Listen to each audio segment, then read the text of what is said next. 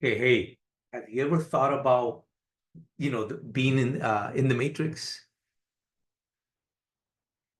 Think about that, right? Think if the Matrix was real, like those little spiders that crawl around and they pick up people and they move them around. Just think about that moment, right? And if you've seen it, if you haven't seen it, look, in the movie The Matrix, which is a reality, sub-reality based combination of a story, and then what happens is this. We live in a story and everybody has the same narrative, and we all live in this place where we do what we are told, but we know that there's something else about our lives that makes more sense. We know the feeling, we know that there's something, we just don't know how to get to it. And so what happens is we have these deja vus and everything else, and there's these little spiders like this one that crawl and into this dimension of like this when people are sleeping, and it moves them around to different places and it discards them, and people just disappear for no reason. And so we walk around in a daze. I want to tell you about a comeback story. All right, I call it the comeback king, from paralysis to power. This narrative is it's really my story. It's my journey. And I recovered from an accident. I was paralyzed from the neck down. And so, I thought, I don't know, maybe you feel that way. I thought that this was really simple. Everybody does it. You were in the middle of a problem, so you figure out how to win, right? So that's what you do. And then when people will tell you, wow, that was really amazing. That's so inspiring. You're like, yeah, okay. But you see, there's a success story hidden in everybody's journey, and discovering it and uncovering it, because it's the pile of crap, the shame, the guilt, and the resentment for the things that you haven't done. Those are the things that keep your story from not being able to blow out in covering the dirt, a pile of crap, like a plant that shoots up against all adversity. I call it the resilient AF.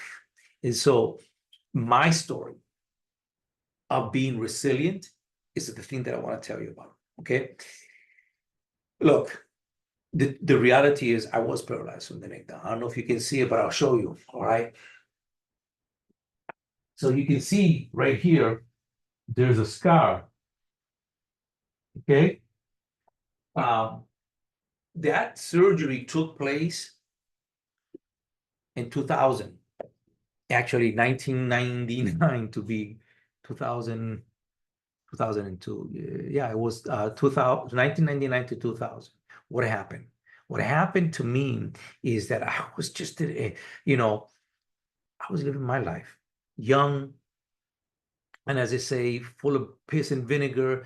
I was making money. I had family. I had culture. I had community. I had the Porsche, the truck. I had everything I ever wanted. I was a professional in every way. I owned 40 acres, 13 horses. Like I said, I had a Porsche and a truck that was custom made from the manufacturer, from Dodge, specially made for me. I just walked into the dealer and I said, "This is what I want. These are the details." And I ordered it. Bam! Look, that was it. I was living big, right? Until I wasn't. Yeah. See, what happened was I got into a horse-related accident that left me paralyzed. And there you are on top of the world, everything's fine, and then all of a sudden, boom, you're no longer on top of the world. You're upside down under a horse, trying to figure out. Thank God for boxing. I was just like moving left and right and trying to avoid boom, boom, boom, those hoofs just coming down, and I'm like scared completely out of my own body, because I can feel the resonance of her feet just stomping on the ground. All of a sudden, silence. Nothing happens. I'm upside down, and I think like I'm a headless, body. I don't know where my body is, and the only thing I could, experience is, with one eye I can see the dirt, and with this other eye I could see in between the blades of grass. I could see sky. but I had no idea where the rest of my body was. Think about this for just a moment.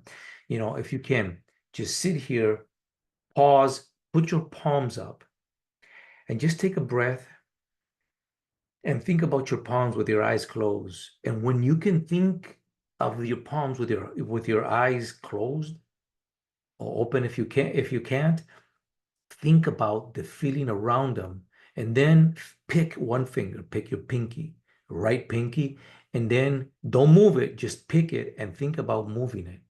As you think about moving that one single finger, you will feel an energy kind of rises up around that.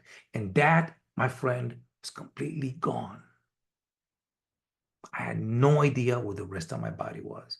But you can experience that now and you take it for granted. See, I took life for granted. That was my problem. I was chasing something that I already had, and I lost that process. I lost that consciousness. And in losing that consciousness, I almost lost my life. I lost my will to live. I lost everything except my will to live. That's my story. But how do you go from being $7 million to, being nothing? Being less than nothing, so low that you're completely alone, without family, without friends, without, your own children and your own capacity to move. This was atrophiated.